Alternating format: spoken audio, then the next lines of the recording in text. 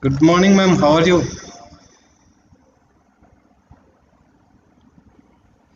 Hello. Good morning. Good evening. How are you, ma'am? How are you doing? I am wonderful. How are you? Good, ma'am. Very good. We have half an hour more time, actually. Okay. I just wanted to come early to make Yeah, sure that we were okay. yeah. Thank you so much for joining so early, ma'am. Yeah. Is someone else presenting right now? Ma'am, I didn't get you. Is someone presenting right now? No, no. You are the only speaker today. Oh, okay. You have adequate time for interaction with people outside. So tell me how long? Is it 1 hour? Yes, ma'am. Okay. 1 hour, and we'll take five or six relevant questions. I'll jot down the questions and I'll ask you the questions. Great. I'll share. Okay. Well, I'm going to go prepare for the talk. Sure. Yes, yes. Yeah.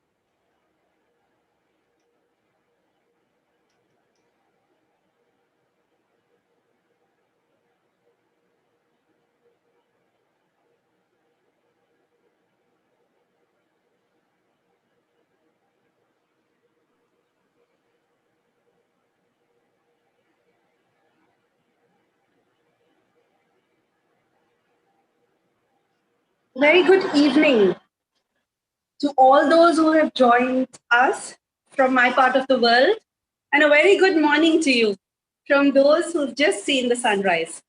On behalf of the Director, ICMR NIN, Dr. R. Hemlata, and the Academic Head of the Ministry of Youth Affairs and Sport, NIN, Department of Sports Science, a scheme currently under ET Division, Dr. Bharti Kulkarni, it is an honor for me to extend a very warm welcome to all our participants to day 3 of our series of webinars on mind-body integration for wellness. For the past 3 weeks, we've been gaining knowledge and insights on the multidimensional concept of wellness. While on the first day, we explored the 8 dimensions of wellness and the research evidence on the association of yoga with wellness. The day 2 stimulated our minds with the modus operandi or on how to make it exemplary and the role of unconventional therapies of yoga and Ayurveda in the prevention and control, as well as in treating NCDs and in achieving and maintaining positive health. For those of you who were here with us on both days, please bear with my repetitive welcome. I'm sure that you are with me in the sentiment that each of our guest speakers is just as special.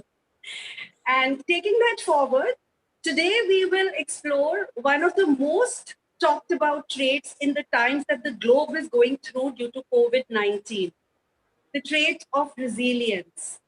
Resilience is commonly known as the capability to recover quickly from difficulties. It is also referred to as mental toughness by some, especially the sports people, to be like a spring and get back to your normal self without severe abrasion upon facing severities. To have the strength, endurance, and flexibility to bounce back in the face of adversity. As a wise yoga and spiritual guru says, pain pain is inevitable, but suffering is a choice, and your resilience decides what you choose.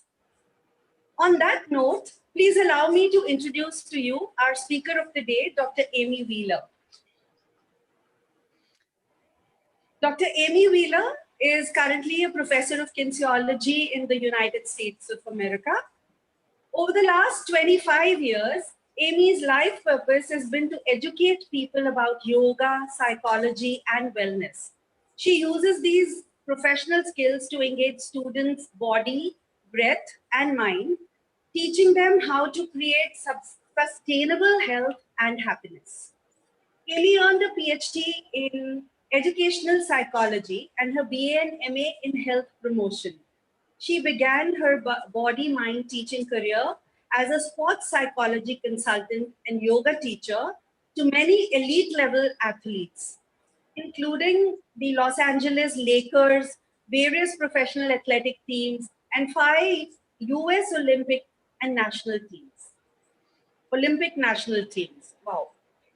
For the past 15 years, Amy has studied extensively in India, Europe, and the USA, and currently teaches in the tradition of T. Krishnamacharya. Amy was certified as a yoga teacher, teacher trainer, and therapist in the Krishnamacharya tradition. Prior to this, she also completed teacher training certificates in several internationally popular styles of yoga and yoga therapy. Currently, she is involved in developing numerous yoga therapy research projects, including work with researchers at Vanderbilt University pertaining to metabolic syndrome, kidney dialysis, colon and rectal cancer, ovarian and uterine cancer, and recovery after low back surgery. Amy has also conducted many yoga research studies at California State University, where she is an active professor. In 2014, Amy was invited and joined the board of directors. So she was invited and joined the board of directors for the International Association of Yoga Therapists.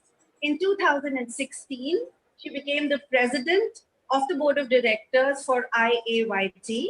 And additionally, she is helping to develop and define standards for yoga therapists in the National Ayurvedic Medical Association. In 2018, Amy became the president of the IAYT board. She is also the founder and director of Optimal State Yoga Therapy School in Southern CA of the US of A. She trains yoga teachers and yoga therapists at the 200, 300, 500, 800, and 1000 hour levels. It is an honor to have you board, Dr. Wheeler, and it's over to you for your presentation on the topic Resilience for Body and Mind, a Yogic Perspective.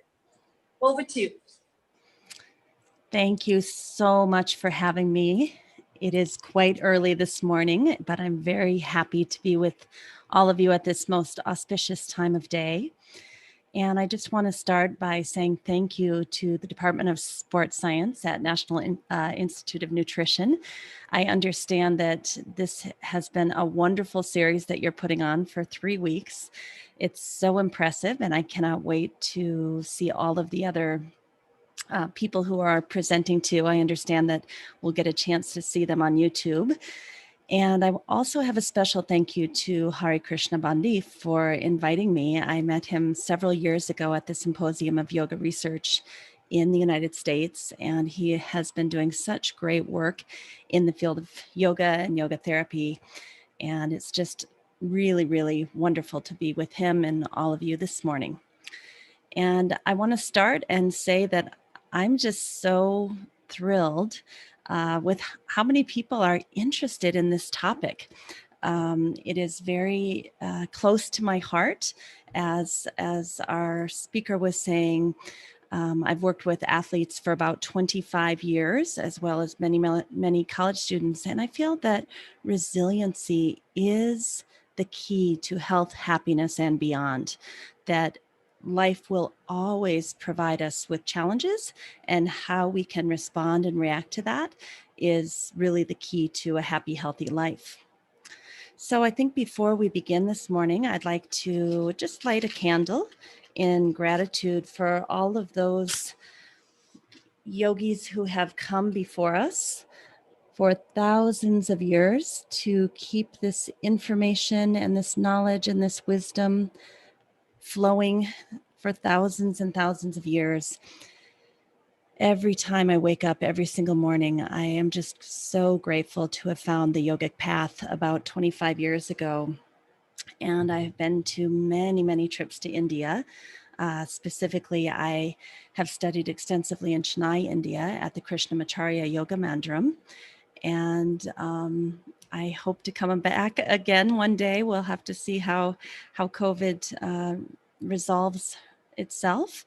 But for today, let's begin with just looking at resiliency for body and mind, a yogic perspective.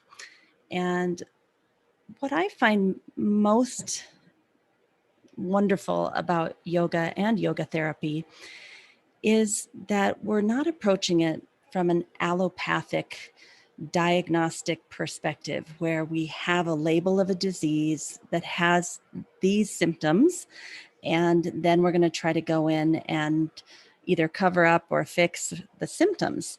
Instead, when we look at what is the heart of yoga therapy, we're trying to help people find joy and calm and peace and contentment irrespective of diagnosis.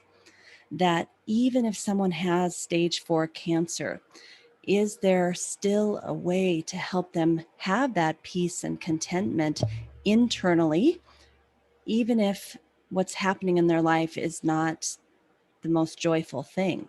So although we do help people with their healing, and we are able to really change diagnosis, which I'll talk about in a little bit, and how and why that happens, the heart of what we do is to help people have something called salutogenesis or eudaimonia, where we have a sense of purpose, a sense of meaning, and that we have an inner sense of well-being, that our physiology is functioning well, our microbiome is functioning well, our autonomic nervous system is able to adapt to the challenges of life.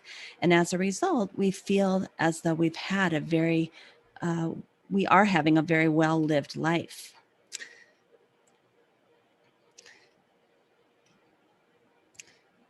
So many times when yoga therapists, especially in the West, I'm not sure if this is as true in India, but many times in the West, people are thinking of yoga therapy as yogapathy, which is a term coined by Yogacharya Ananda Bali Yogi Bhavani. And basically what that is we get a diagnosis from a doctor or a nurse or a physician's assistant, and then we try to use yoga to heal or cure that diagnosis. And while yoga does do miraculous things, and we have seen how much it can help with very, very specific diagnosis. And again, we'll talk in a little bit about the vagus nerve and the parasympathetic nervous system and why that is probably happening. In general, that is not our real reason that we're doing yoga therapy. And it looks like on this particular slide, when I go full screen, I think I'll come half screen just to see this one. So there was a team of us that kind of set out, at least in the United States, to start to talk about what is a shared foundation of yoga therapy. What are the basic tenets of it, the language that we can use to communicate about it? Because while yoga therapy has been used in India for almost 100 years or more, at very, very old institutions, it's not that old in the United States. We're babies on this journey. We have a lot to learn from India, and we really need to find language that works for us in the United States while still honoring these ancient teachings and ancient traditions. So several of us, including Dr. Ananda, Marlisa Sullivan, Matthew Taylor, myself, we recently wrote an article in the International Association of Yoga Therapists journal. And it basically was saying that we are not doing yogapathy. We are working to help people with their salutogenesis or their overall health, healing, well-being, getting their physiology working well, and in their mind, what we might call sattva. So the word salutogenesis is very new to us. And it basically just means that my world is manageable. It has meaning. I can meet the demands placed on me. I don't feel too stressed out at any given time or place or with certain people. And I actually have room and space in my life to answer the most important questions, which are, who am I? What am I here to do? How can I be of service? What is my dharma and my life purpose? And how can I serve humanity with this precious human life that I have? And how can I be connected to the divine, if that's something you're interested in? Those are the important questions of life. And those are the things that give meaning. Those are the reasons we're doing yoga and yoga therapy. Now, there's a new book out called Understanding Yoga Therapy. I don't know if you can see this very well. And it's a beautiful new book by Marlisa Sullivan and Lori Highland Robertson. And what I love about this book is it really goes into the medical science and why yoga therapy works and how it is such a beautiful healing tool on body, mind, and spirit levels. But it also stays true to the ancient teachings and really tells the stories of the Vedas and the Mahabharata and Patanjali's Yoga Sutras and the Bhagavad Gita, and shows how these ancient texts are actually predictive of exactly what we're seeing in modern science, and helping us understand and providing the foundation for why yoga and yoga therapy work. And a big part of that is that yoga and yoga therapy cultivate resilience. And in this book, they define resilience in 3 very specific ways that I wanted to share with you this morning. And one of them is this ability of the autonomic nervous system, your autonomic nervous system, my autonomic nervous system, to activate between sympathetic and parasympathetic. So I think a lot of times people think of yoga or yoga therapy as something that is only going to relax us, taking us out of this state of fight, flight, or freeze and dropping us down into the rest and digest relaxation response. And I do think that's phase one. Many of us need to learn how to consciously take ourselves out of that stress response and bring ourselves down into the relaxation response.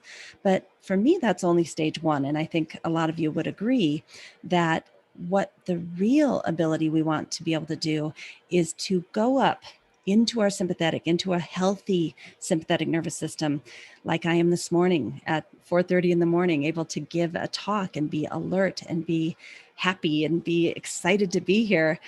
And then an hour later, be able to go into meditation and bring myself back down, come back down into my parasympathetic. And then maybe around 9 o'clock in the morning, I'll come back up for another meeting.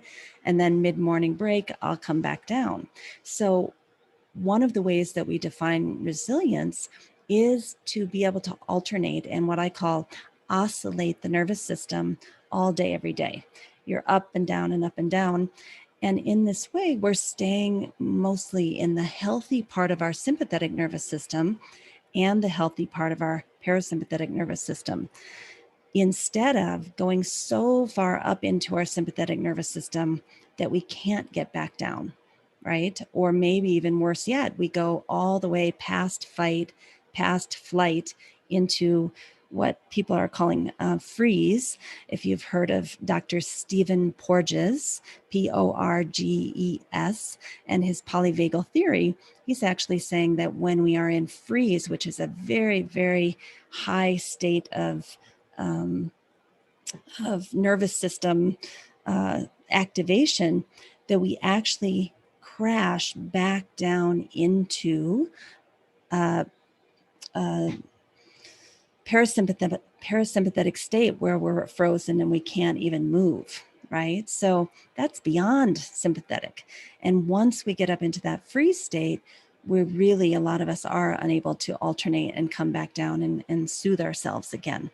So there's some very beautiful research happening with Stephen Porges and the polyvagal theory and this ability to activate and then come back down, and not getting into the places in our nervous system where we kind of get stuck and we can't get back out. And then another part of resilience, according to this Understanding Yoga Therapy book that I had mentioned to you, is this ability of us to transform our link or our relationship to the stimuli of the world. And basically what that means is when we have sensory information coming at us, sounds and sights and tastes and smells and things we can touch, how can we transform our relationship to those things? We can't always change the external environment, but how can I change my internal environment? How can I change my perception? How can I change my my thought patterns? How can I change my physiology through yoga practices? So it goes back to that old saying where, you know, if your feet are hurting, you can't necessarily change all the ground that you're going to be walking on, but you can put shoes or leather moccasins on your feet to protect your feet. And so a big part of resilience is to be able to interact in the world in a way where my internal experience is helping me to stay centered and grounded and calm. And my nervous system is regulated instead of dysregulated, no matter what the external stimuli are.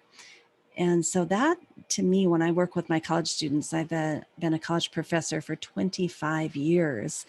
And a lot of times when the kids come in at the beginning of the quarter and, you know, we have 15 weeks together, they really don't understand this concept of you're going to change on the inside and the outside might not shift, but the way you interact with the outside will shift. And therefore your inner experience will be very different at the end of 15 weeks, as opposed to when they first come in the beginning of the quarter. And I think even for the athletes that I work with as a sports psychologist, that's true also. We can't really change the demands of the situation oftentimes, but we can change our perception and how we interact with those demands. And then a third part of resilience is being able to, what we call in the United States, widen the window of tolerance. And so what that means is oftentimes when we're in a very high state of stress and we have what's called a high allostatic load, meaning that the backpack that we're carrying around, the backpack of stress, is 100 pounds. And even a tiny little blip in our day causes our nervous system to go into sympathetic response or fight or flight. And the reason that just the tiniest little thing sets us off during the day is because that stress backpack we've been carrying has made us so tired. And again, we call that allostatic load. And so the idea behind widening the window of tolerance is to take off some of the allostatic load, to take out some of the big rocks of our backpack so that we're carrying around a very, very light backpack and we feel flexible and free, and we can set the backpack down at any time to take a rest. And in that way, our allostatic load is much lower. And as a result, basically very few things throw us off during the day. Something quite dramatic or a big crisis could come during our day, and we stay sattvic, we stay calm, we stay alert, and that's a wider window of tolerance, as opposed to you get one tiny little phone call that somebody said something you didn't like, and now your day is ruined. That's a very small window of tolerance. So a big part of resilience is widening this window of tolerance so that very, very few things in our lives set us off and make us feel reactive or upset or, you know, in that sympathetic fight or flight or freeze response. And so just being able to watch ourselves and observe how wide our window of tolerance is a big part of resilience.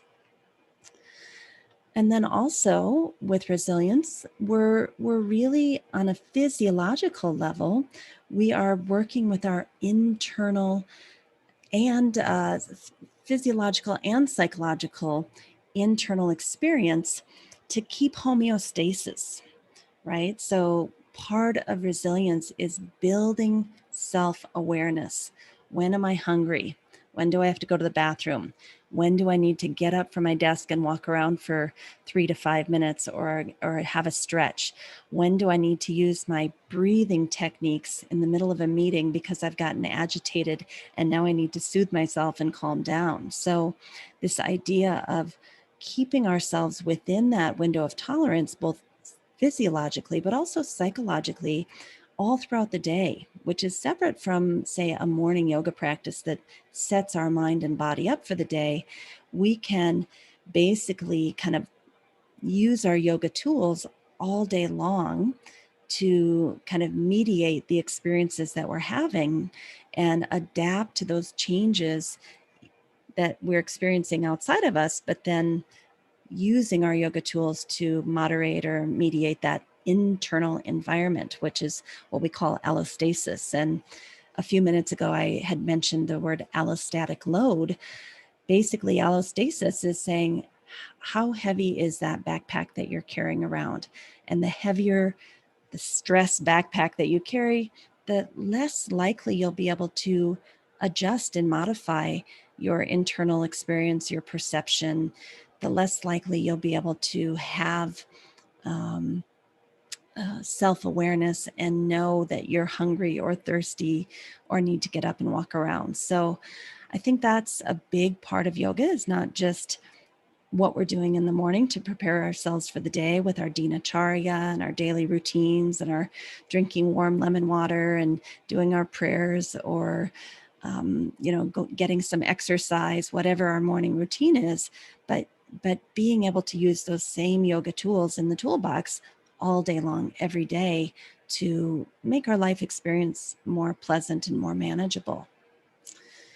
So that's where we get to this idea of heart rate variability and high vagal tone. And to me, this is a really exciting development that everyone in the United States is talking about.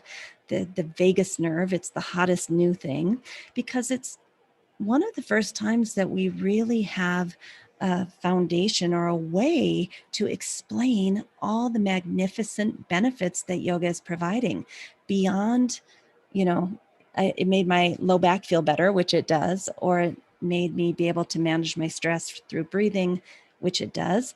But now we have a window, since we've figured out about the vagus nerve and vagal tone and heart rate variability.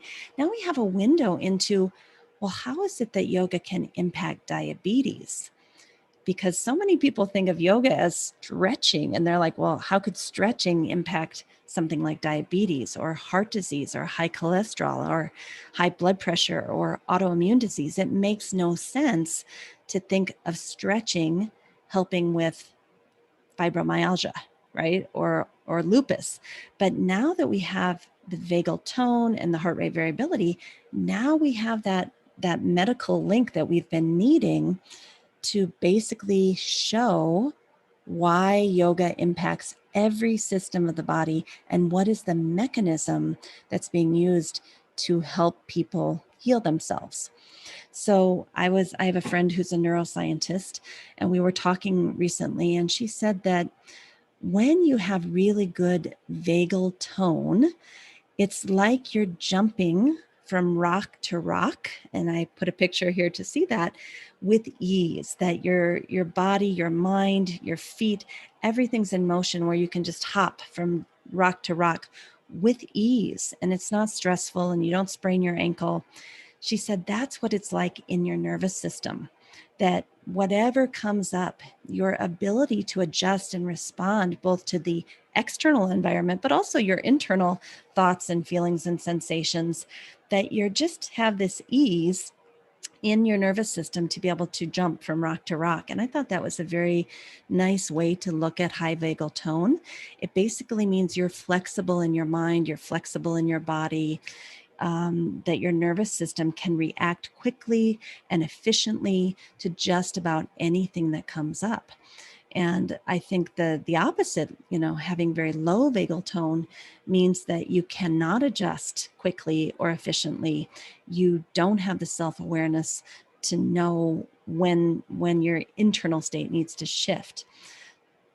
So when we look at Stephen Porges' polyvagal theory, and if you haven't, looked at that yet, you really, really want to start paying attention to this, because it's some of the most exciting research that's happening right now. He basically is showing how there's something called the vagus nerve, which comes out of the cervical vertebrae number 10, and it comes down both sides of the neck, and it branches into two branches. And as it comes down the left side of the neck, that's the dorsal vagal side.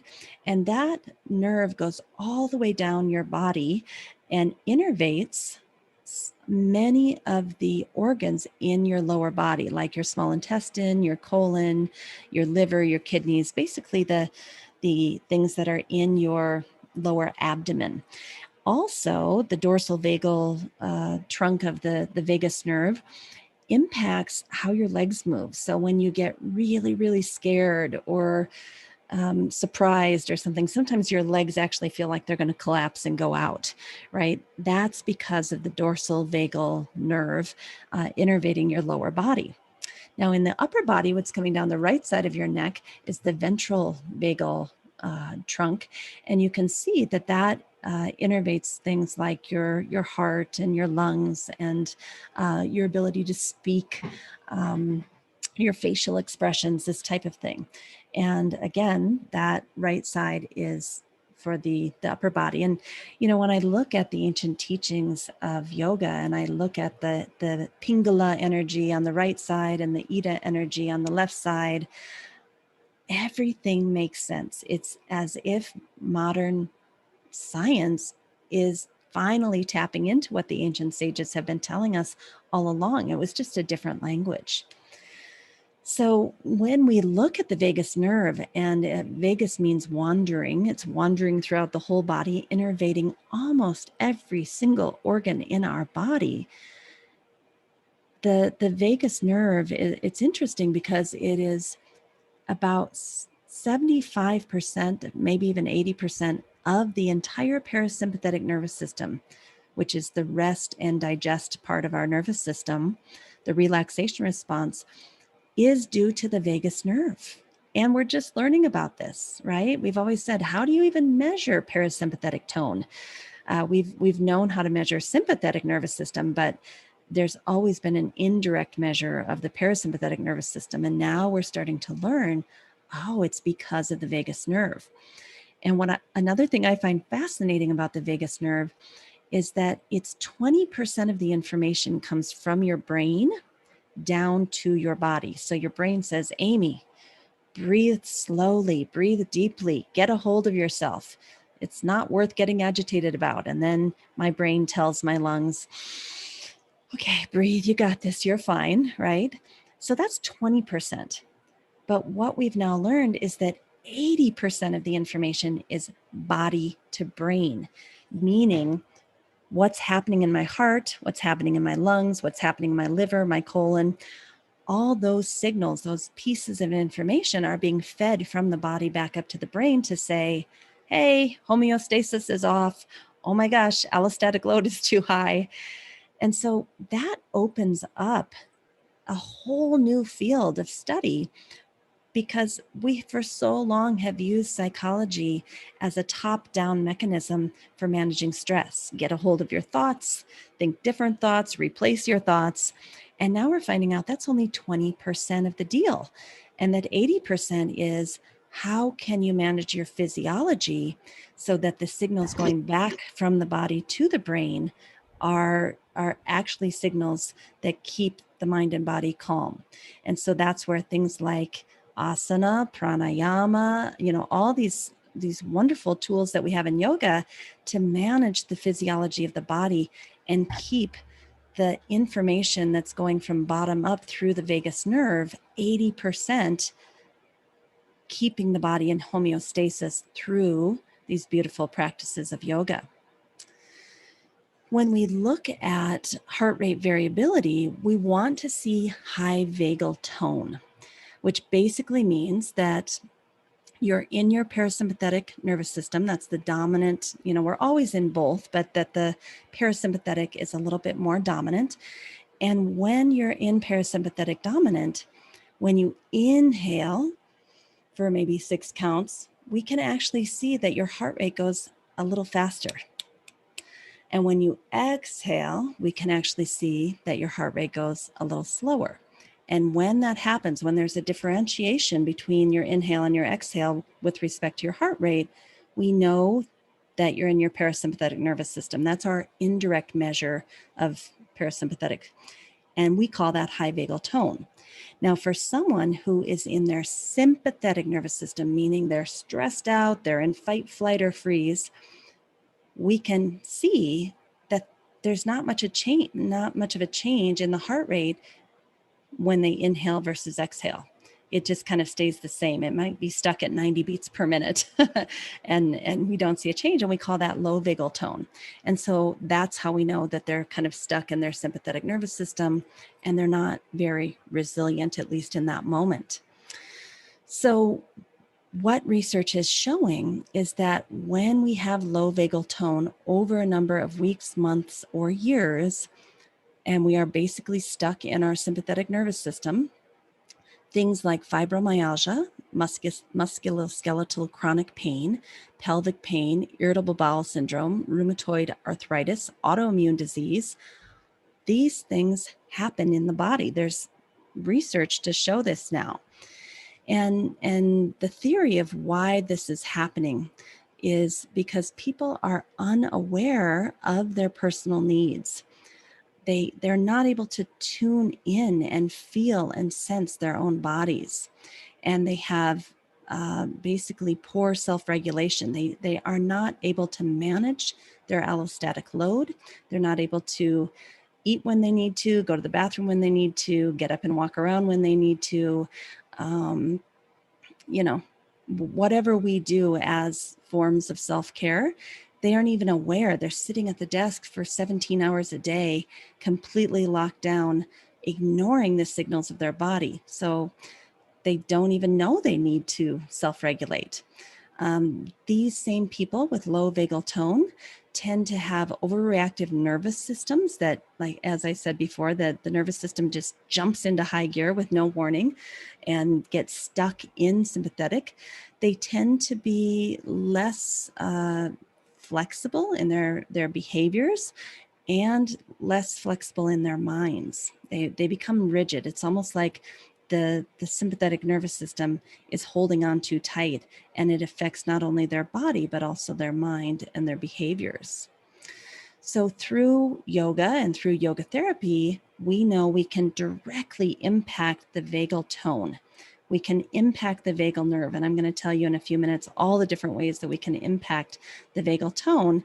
And the tools in our toolboxes are movement, breathing, postures, meditation, chanting, visualization, lifestyle changes, healthy relationships, and helping people find their meaning and purpose. And when we do this on a regular basis, people become more aware of their internal needs, their allostatic load, when they're stuck in their sympathetic nervous systems, what self-care practices they need to do to self-regulate in any given moment.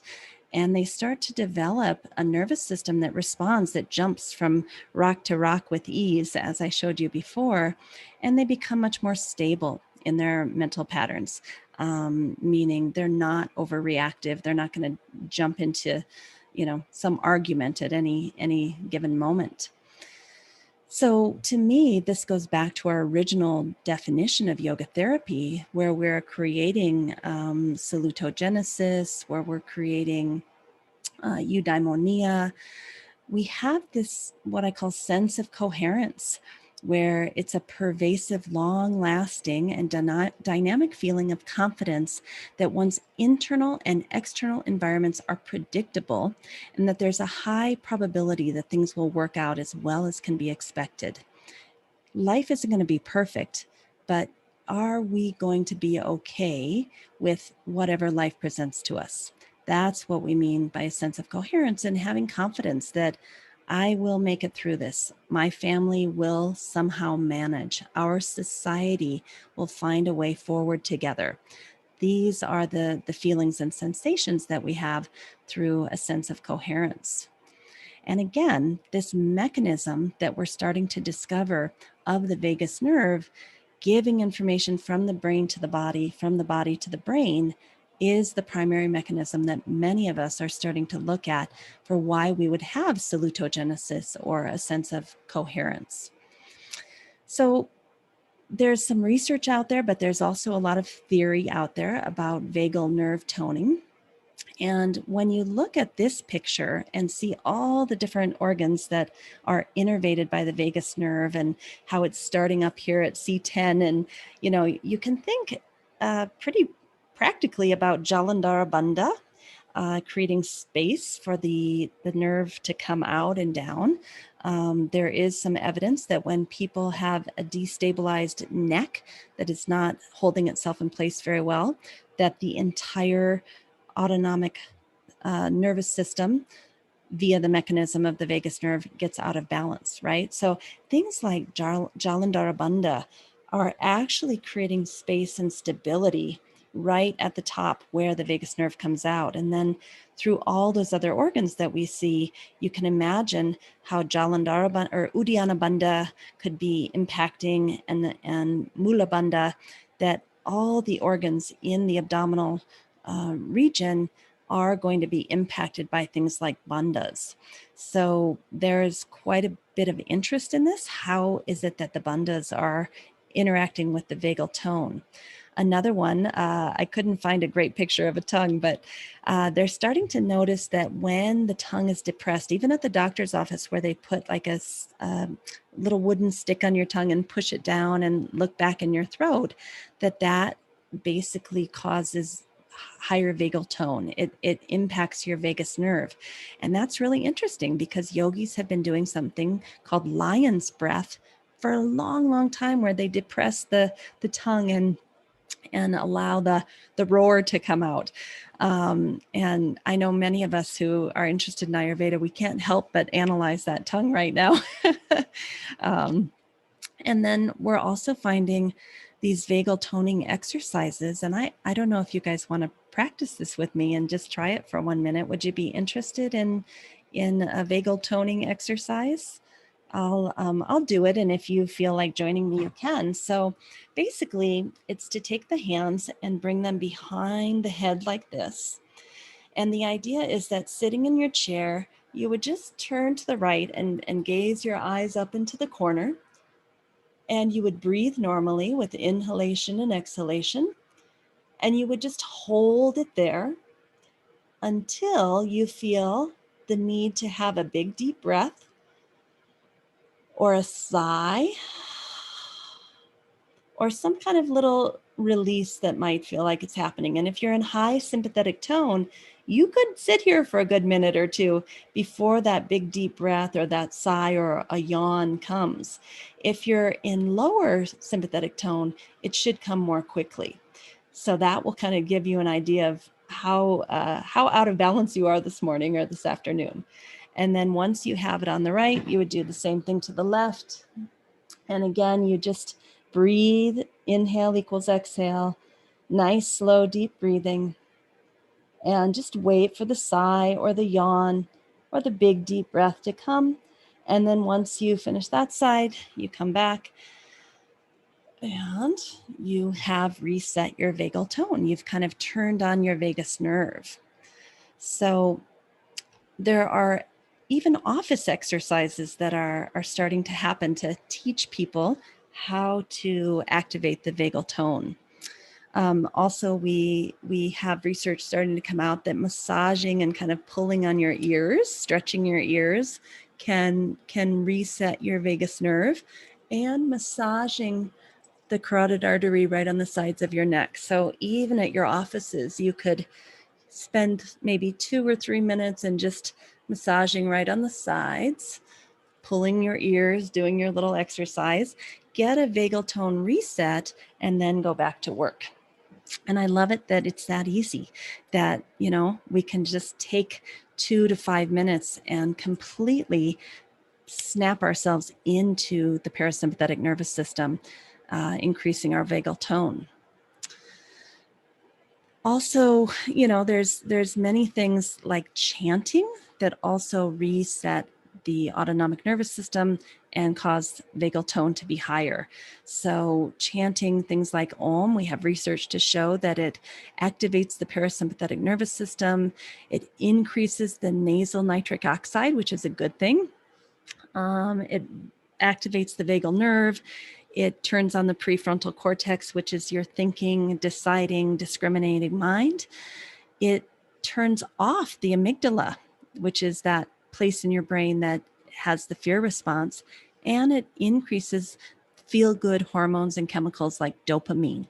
So you can do that silently. You can do that softly and really have an impact on your overall system, you know, just by chanting.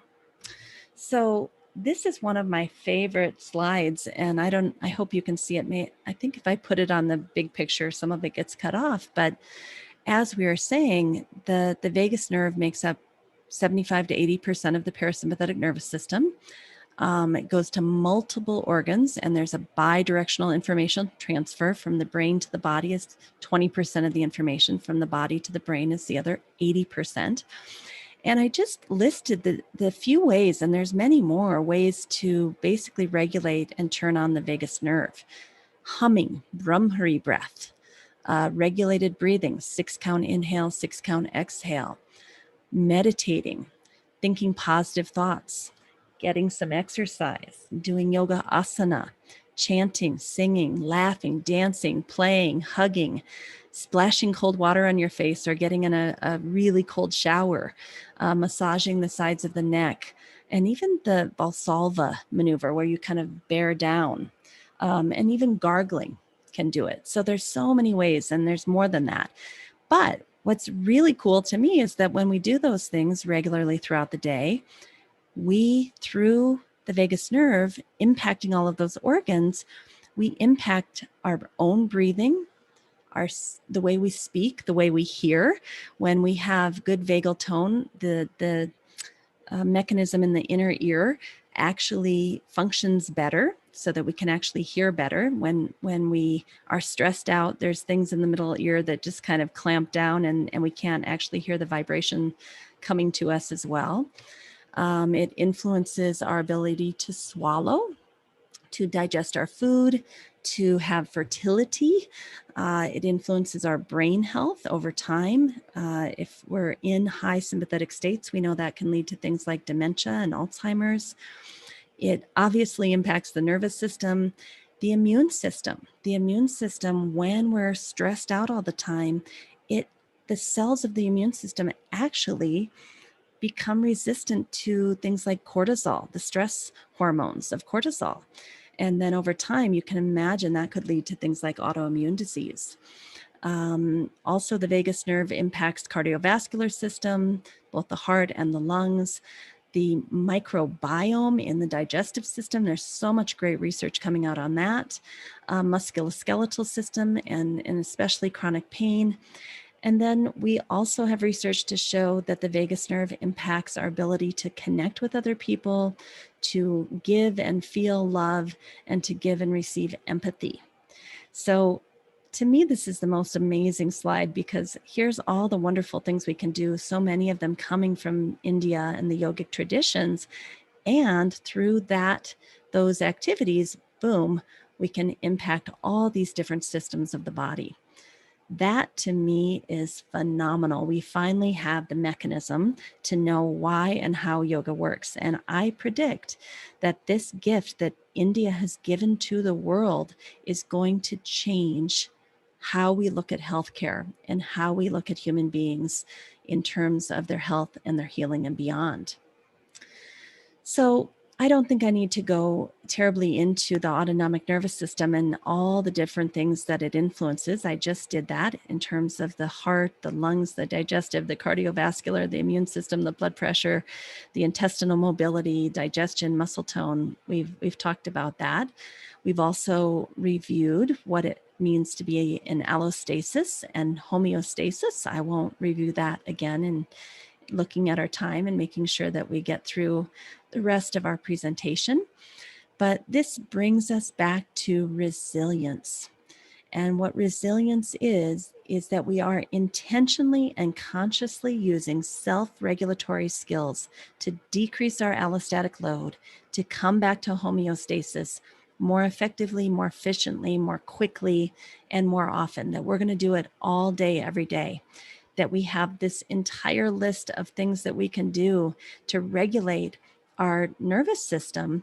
Looking over here, can you do these little bits of these things all day long, 2, 3, 5 minutes, and use that to build your resilience? A lot of what we're doing is self-awareness, to pay attention to this internal landscape. And when we're starting to feel like we're getting out of balance and our thoughts are going crazy and our breathing starts to change and our tummy doesn't feel very good, or maybe we're doing some emotional eating, and really become aware of these thoughts and emotions and behaviors, and then consciously decide to change directions and say, no, I'm not going to go down that road today.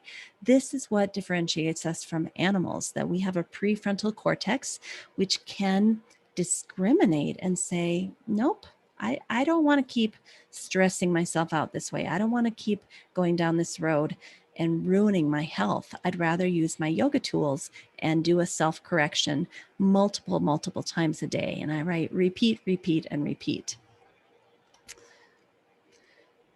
So I would like to leave a little bit of time for questions and connection, and just see how you're feeling about anything I said, whether you agree with it or disagree with it. I think it's always good to have these discussions with colleagues. So you can I'm not sure how the moderator would like to do this, if you'd rather have the questions that people had typed in and talk about those, or how would you like to handle this?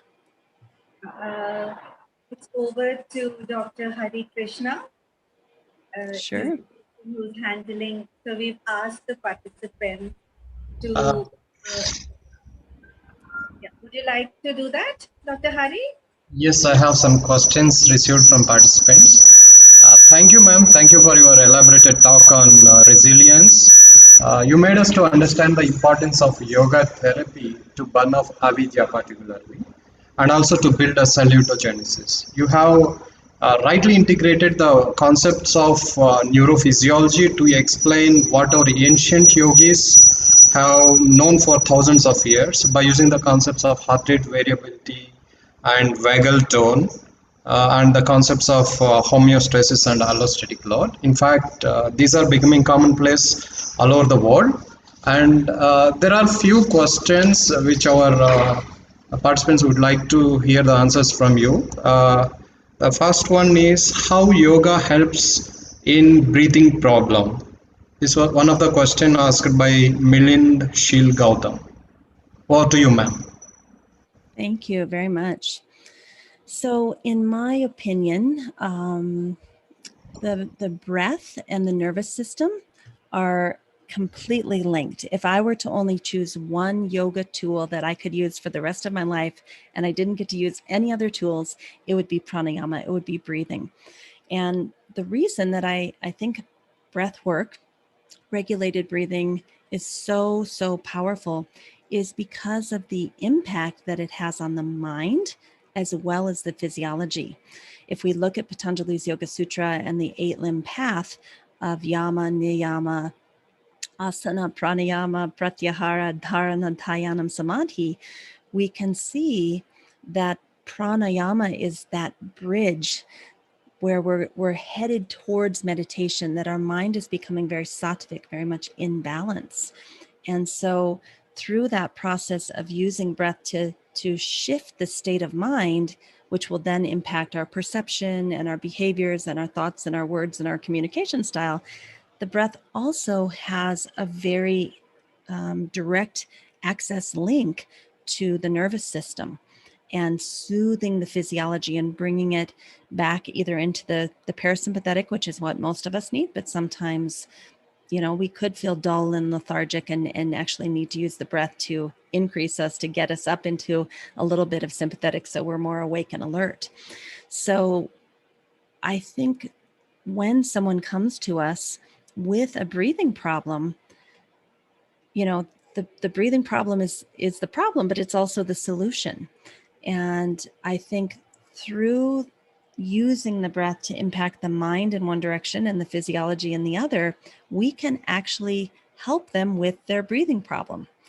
It sounds a little bit strange that we would depend on the breath when that's the problem, but I've seen miraculous things at the Krishnamacharya Yoga Mandiram, where I study yoga therapy. They have, a full-on yoga therapy clinic for 40 years now. And I have seen people come in with really, really difficult asthma, and to the point where the quality of life is very miserable. And through teaching pranayama, through breathing practices throughout the day, little mini practices throughout the day, they can actually shift someone's asthma in a very strong direction. So, in addition to pranayama, they also use dietary modification. I remember that many times, they would say no more cold foods, no more cucumbers, no more, different things that by putting the element or the quality of cold into the prana vayu, that actually made the breathing problems worse. So they have a variety of techniques from yoga that they use to help with the breathing problem, but the most important one being pranayama, I think. By Dr. Karuna. How long would you recommend to sit every time we practice for vagal activation? And in continuation to that, any research done on vagal activation? Yeah, so we can activate the vagus nerve in as little as 2 minutes. So just, as I said, pulling those ears, or another really good one is to just place your hand somewhere on your body and do the Brahmari breathing, the humming, and try to feel the vibration of the of the humming inside of you. If you are not so stuck in sympathetic, you can come out and activate a vagal tone in just a couple of minutes. If you're really, really stuck high in fight, flight, or freeze, and you've been there a long time, it could take time. I did an exercise with a group of 35 people yesterday, where for some of them, we had to work for about 30 minutes to get them out of, that kind of high state of activation, what we call low vagal tone. And so, but once they came out, they felt great the rest of the day. It was like they just really needed that 30 minutes of many, many different practices to get them out. And I'm going to see if I can pull up what the practice, I'm not sure. I don't think I can do it that quickly, but let me see if vagal practices. I was just going to see if I could pull up the 30-minute practice that we did, but I don't think I can find it that quickly. So the answer, I think, is it really depends on what's happening in your nervous system to, how long it will take you to get out. And then once you get down into parasympathetic, we can just do these little mini vagal toning exercises throughout the entire day to kind of keep ourselves out of that stress response. And regarding the research, there's so much research out there. Let me see if I can put anything in the chat. Here is a wonderful article that was written. I'm just going to give you a couple of them, and I think it will let me put them in the chat. It might not. Sometimes it does, and sometimes it doesn't. But if we can't get it into the chat, I could definitely send it. And oh, there's one of them. It's going in. Let's see. I'm going to try to find one other one that really does a nice job of the review of the literature. And then, as I was saying, here's the one that I think I wanted. There we go. Oh, here's another one. This is a great one. That's not the one I was looking for, but that also is a lovely one. And then this Understanding Yoga Therapy book that just came out has tons of research in it about the vagus nerve and what the mechanism is and how it works. So you might want to see if you can get either an e-copy of that book or a hardcover. Yes, ma'am. We have another question from Sylvia Rao. Chronic stress blunts reactivity. How is this different physiologically to resilience? Also, how is resilience measured? Oh, those are some great questions. You guys are making me work this morning. So I think everyone has acute stress. This is part of being human, that we get stressed out and we come down, and we get stressed out and we come down. That's how the nervous system, a healthy, strong nervous system, is supposed to function, that we can go in and out with acute stress all day long. There's no way to stop stress from happening when we are a human being. The problem with chronic stress is that we get a high allostatic load and we stay there for weeks or months or years. This is the problem. Chronic stress is the problem, because now none of our organs get a break. They're constantly pushing as if there's a tiger chasing us. And that's really what, having low vagal tone means, is that you have not given yourself in body, mind, spirit, physiology a break. You're stressed out when you're sleeping. You're stressed out first thing in the morning. You're stressed out all day.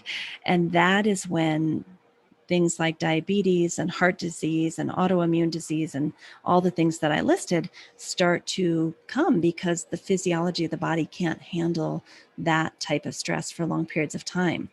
So when we talk about resilience, we're talking about how can you oscillate? How can you go in and out with each little bout of acute stress that will happen?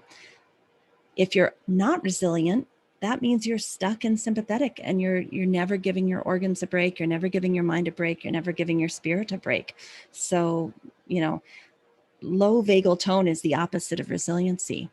And I think your question about how do we measure it is actually a really great question that we all need to think about. I haven't done a lot of thinking about it, but how do we measure resilience? You know, if we go back to this idea of resilience means we can activate, and I'll bring this slide back up, activate between our parasympathetic nervous system and our sympathetic nervous system. Basically, what that means is, do you have high or low vagal tone? So I think the answer is, in measuring our vagal tone, which we now have the mechanism and the equipment to do, we are in fact measuring our resiliency, right? Because high vagal tone means that you can measure what's happening to the breath on the inhalation and what's happening to the breath on the exhalation. High vagal tone is resiliency. Low vagal tone is lack of resiliency. So we do have ways to measure this. And then I think, you know, these ideas around feeling like you have coherence in your life, feeling like you have salutogenesis, we could do paper and pencil questionnaires and ask, do you feel like you can meet the demands that are placed on you? Do you feel like you have time to contemplate the most important things in your life? Do you feel like your world and your life is manageable and has meaning? We can measure all that with psychological questionnaires also, self-reported, albeit. Ma'am, we have a few more questions. I hope this must be the last question by Mr. Okay. Dr. Jagdish. In pandemic outbreak, everyone is feared and anxious. How can we improve resilience capacity? Please share few. Oh, this is such a difficult question, and my heart goes out to all of you in India, all of my loved ones in India. It almost makes me teary to think of what's happening, you know, in the United States too, but India has different things happening than the United States. And I think it goes back to this idea that none of us can change this situation, and it may be here for quite a long time. It's very possible that we will have this world pandemic, and there's nothing any of us can do about it until the scientists and the spiritual gurus of the world figure out how to deal with this on subtle to gross levels. And therefore, the only thing we can do is monitor and navigate our internal experience around it. That's the only thing we can do. So what that means to me is dinacharya, having a very strict health and wellness routine for body, mind, and spirit that we do every single day, starting at 4:30 in the morning, getting up and doing our yoga asana and doing our pranayama and doing our meditation and working for a certain number of hours, and then having a nice lunch and taking a rest, and then working for a certain number of hours, and then spending time with loved ones, doing meaningful family activities in the evening. All we can do is set ourselves up every single day and do that as much as possible. And not all of us can do all the things I just listed, but all of us can do some of the things I just listed. And staying on a very strict dinacharya schedule will help with our resiliency. It will help moderate our stress in spite of what's happening out there, which we have no control over. So really figuring out, what do I have control over, and how can I structure my life in a way that will give me the best chance to deal with what's going on out there. And I think that takes discipline. It takes a lot of discipline to do those dinacharya routines every single day without fail. So much, Dr. Amy. And I Thank must you. say that we've had a wonderful day today at the ICMR NIN. But your webinar is actually a great way to conclude it. And it feels like a jiffy, and it's already time to wind up. Thank you so much for inviting me. I feel so honored to be here, and I'd love to be in touch with anyone who's interested in being in touch. I'll put my contact information in the chat. And thank you. And if you permit me, I would like to propose the vote of thanks for this seminar that you gave us. It was really delightful. And on a formal note, on behalf of the MYAS NIN Department of Sports Science, a part of the Extension and Training Division. I would like to express my sincere gratitude to our director, Dr. R. Hemalata, for all the support that she extended for conduct of this webinar. My heartfelt thanks and appreciation to our academic heads, Dr. Bharti Kulkarni, for her initiative to launch this series of webinars. A sincere thank you to our administrative head, Dr. M. Maheshwar, Dr. G. M. Subbarao, Dr. Hari Krishna, Dr. Sainath, and Dr. Jagdish, along with the entire staff of Extension and Training Division who contributed towards smooth conduct of this program. And a very special thank you to you, Dr. Amy Wheeler, for your time from your busy schedule and sharing your valuable insights with us. My gratitude also goes to the staff of the Computer Division, Audiovisual, Electrical, AC, Administration, Maintenance, Canteen, Printing, for their unflinching support in these difficult times of COVID, where the only mode of communication is through the IT. My wholehearted gratitude goes to all our participants for attending this webinar. It has really been a great pleasure to have you on board and for asking so many insightful questions.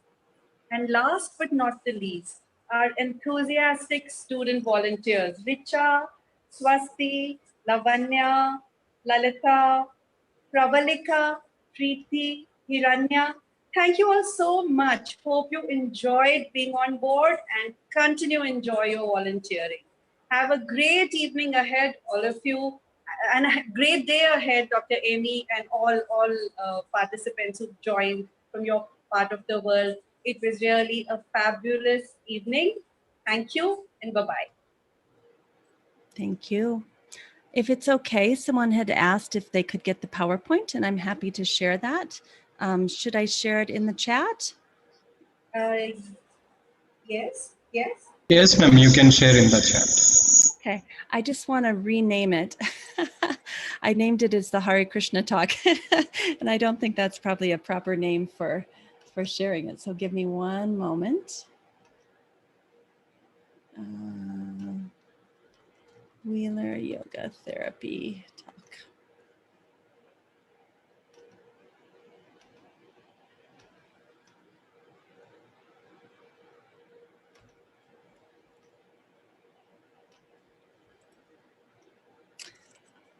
Okay, it's been shared. It's just downloading now. And thank you all. It's been a lovely morning.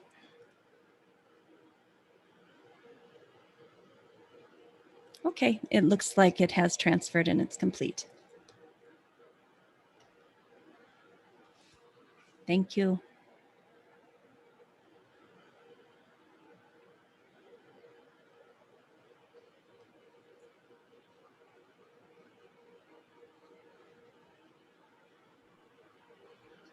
Thank you and goodbye. Thank you. I'll be in touch and I would love to have a copy when this gets up on YouTube. Definitely. So thank you, Hare Krishna Bandi. Your presence.